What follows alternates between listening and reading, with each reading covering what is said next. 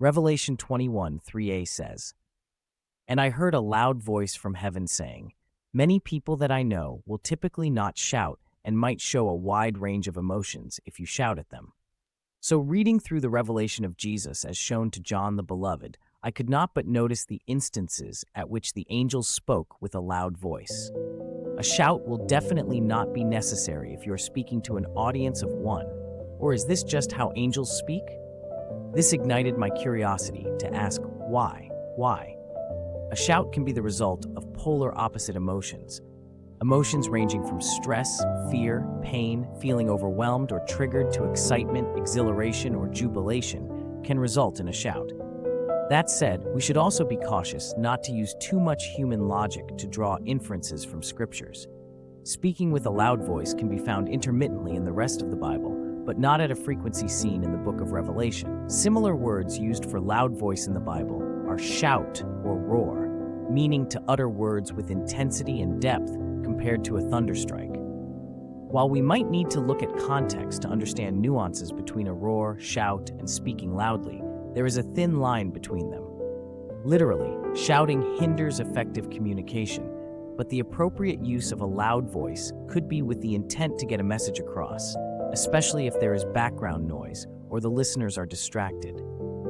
Many of us have tried to talk to someone using a blender or vacuuming the floor. In our excitement, we are encouraged to make a joyful noise, Psalms 95 verse 1. It is even by a shout that the wall of Jericho came crashing into pieces, Joshua 6 verse 20. Jesus also cried with a loud voice a few times, including when he needed to reverse death at its worst in John 11 verse 43. Humanly, the challenge with a shout is that it can overwhelm the brain receptors, leaving little space for the listener to process what is being said and respond appropriately. It can even shut down parts of the brain for a moment. 1 Thessalonians chapter 4, verse 16 says, "For the Lord himself will descend from heaven with a shout, with the voice of an archangel."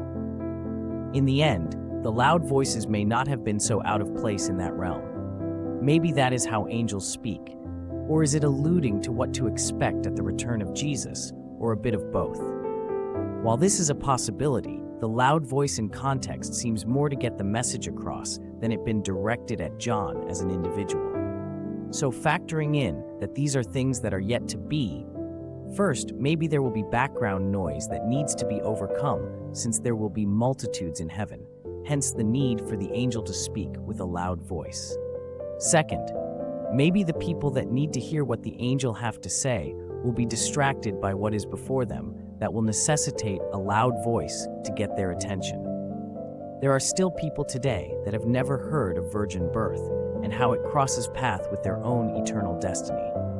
The angel speaking up could be to cover the whole earth so that no one will be left with an excuse.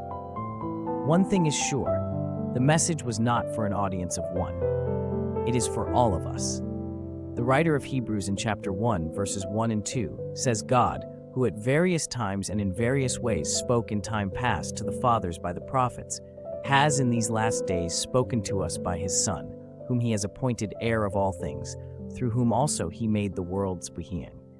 The love of God is currently speaking to us. Are we hearing his glorious voice? Or is the background noise of life, the distractions of our pain, or the spiritual distance between us not even allowing us to hear? It is when the heart hears of his love that it is able to open up to his blessedness.